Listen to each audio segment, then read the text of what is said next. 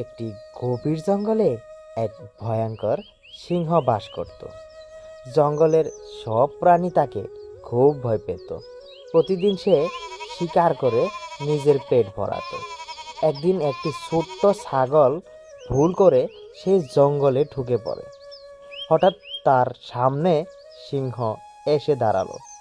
সিংহ গর্জন করে বলল, আজ তো আমার ভাগ্য ভালো, একটা ছাগল পেয়েছি, এখনই খেয়ে ফেলবো। ছাগল খুব ভয় পেল, কিন্তু বুদ্ধি খাটিয়ে বলল, মহারাজ, আমাকে খাওয়ার আগে একটা কথা শুনুন। এই জঙ্গলে আর একটা বড় সিংহ এসেছে।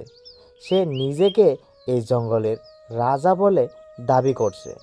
সিংহ রেগে গিয়ে বলল, কি, আমার জঙ্গলে আর একটা সিংহ? আমাকে দেখাও, সে কোথায়? ছাগল তাকে নিয়ে গেল একটি গভীর কুয়োর কাছে। কুয়ার পানিতে সিংহ নিজের প্রতিছবি দেখে সে ভাবল এটাই সেই অন্য সিংহ।